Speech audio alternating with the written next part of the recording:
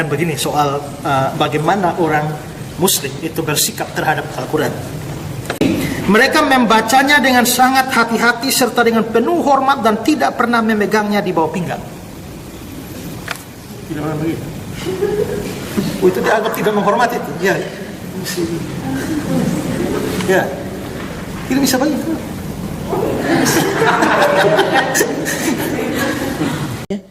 Jadi kalau barang dunia saja begitu diistimewakan, kenapa Al-Quran yang mulia dan agung tidak kita istimewakan? Orang dapat menghafalkan, mengulang seluruh isi Al-Quran di luar kepala disebut sebagai hafiz atau pelindung. Hafiz tidak perlu mengerti artinya.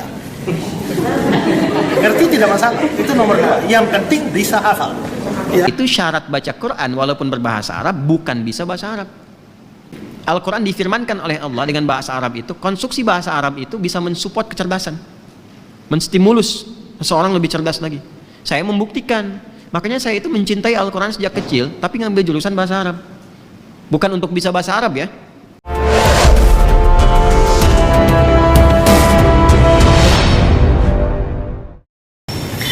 Nah, dasar mereka yang paling pertama itu adalah Al-Quran, ya. Al-Quran adalah buku yang dipegang dengan penuh penghargaan dan sangat dihormati kaum muslim sebagai kitab suci, ya. Nah, ini ada satu orang penulis, Murdoch, dia mengatakan begini soal bagaimana orang Muslim itu bersikap terhadap Al-Quran. Mereka tidak berani menyentuhnya sebelum membersihkan diri. Ya, makanya kalau mau ibadah itu cuci kaki, gitu, cuci tangan, ya, cuci telinga, mata dan sebagainya. Ya, mereka tidak berani menyentuhnya sebelum membersihkan diri. Mereka membacanya dengan sangat hati-hati serta dengan penuh hormat dan tidak pernah memegangnya di bawah pinggang.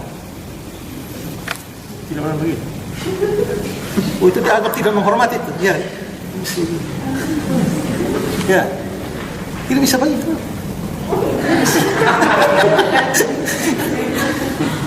Kalau kita kadang-kadang sembarang, ya, kita memang tidak mengharuskan, pokoknya harus di atas pinggang, ya. Kenapa tidak boleh di bawah pinggang? Ya? Ya?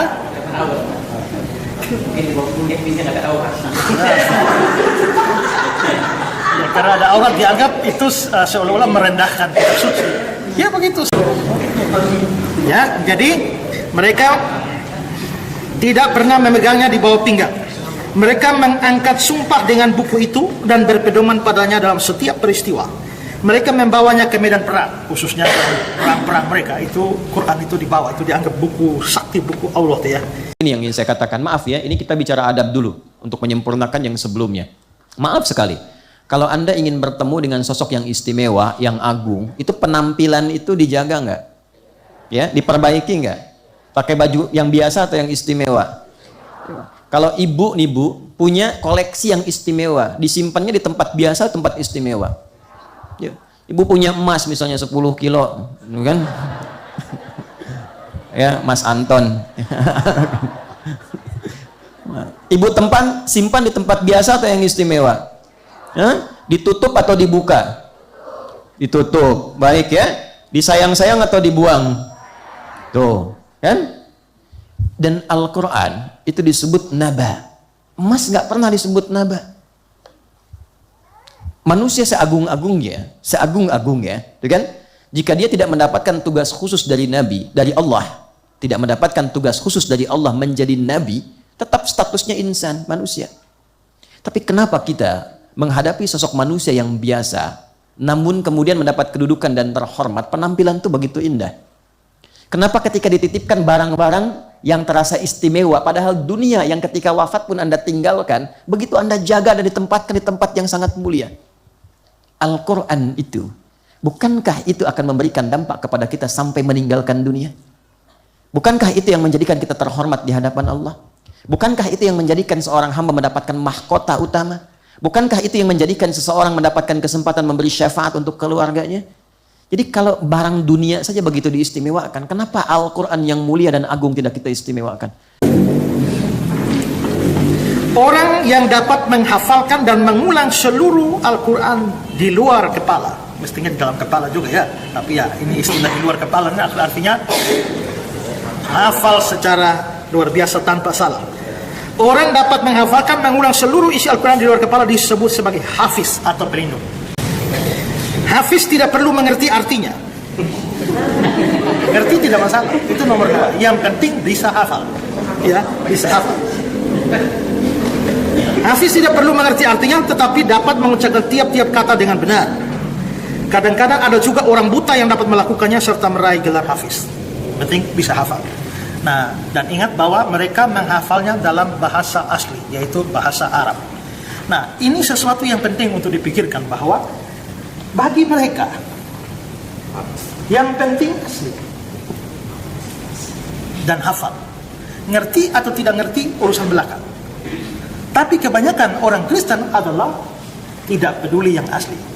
Yang penting mengerti. Ya, yang penting mengerti. Makanya banyak orang Kristen tidak bisa bahasa Yunani, tidak bisa bahasa Ibrani kan? Ya, karena bagi kita yang penting baca dan mengerti.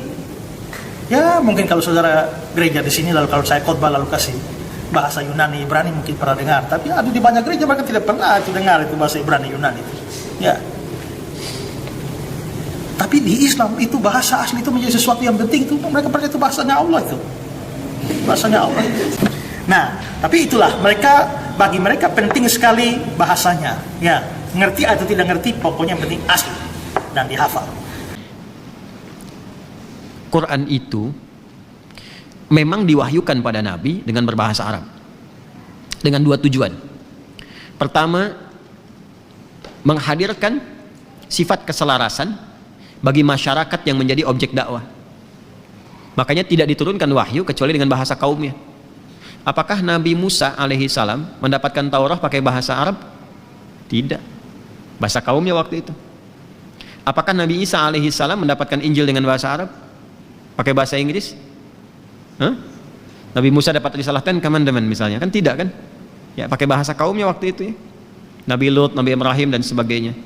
Nah, jadi sebetulnya pertanyaan 3 logis kalau ada yang mengatakan, wah, itu Quran tuh hanya eksklusif untuk orang Arab pakai bahasa Arab.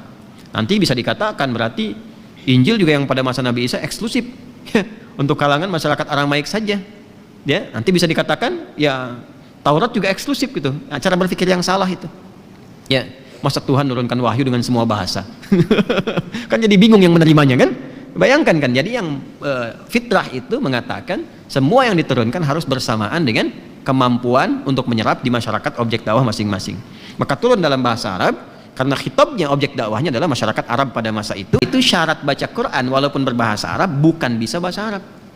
Karena itu silahkan cek. Banyak orang-orang kita itu yang tidak bisa bahasa Arab, jangankan baca, hafal pun lancar.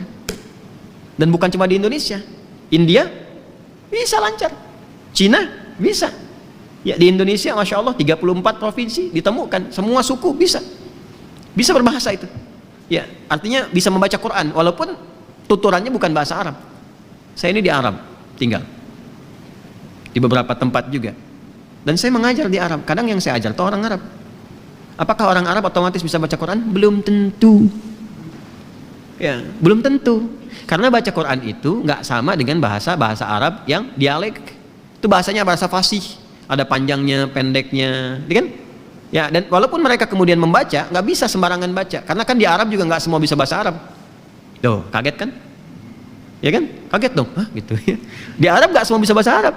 Seperti di Indonesia, nggak semua bisa bahasa Indonesia. Inna anzalnahu Qur'anan Arabiyya la'allakum ta'qilun. Sungguh dengan keagunganku, kata Allah, kami turunkan Al-Quran itu dengan menggunakan bahasa Arab supaya kalian cerdas. Ternyata konstruksinya Al-Quran difirmankan oleh Allah dengan bahasa Arab itu, konstruksi bahasa Arab itu bisa mensupport kecerdasan, menstimulus seseorang lebih cerdas lagi. Saya membuktikan, makanya saya itu mencintai Al-Quran sejak kecil, tapi ngambil jurusan bahasa Arab. Bukan untuk bisa bahasa Arab ya. Ya, cukup jadi pekerja migran misalnya, itu bisa bahasa Arab. Tapi belajar bahasa Arab itu berbeda.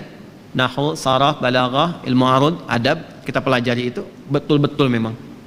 Ya, di bahasa Arab itu gramatikalnya terjaga. Beda dengan bahasa lain. Yang lain pun bagus-bagus misalnya.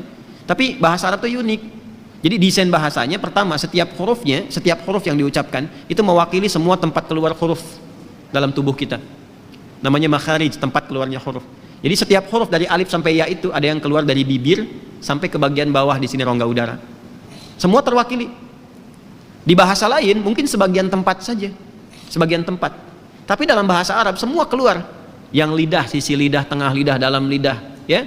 Yang bagian atap-atap keluar. Yang depan aja bibir tuh ada 3 tuh, mim, wau, ba itu. Wau, mim, ba itu 3-nya udah beda sifat hurufnya.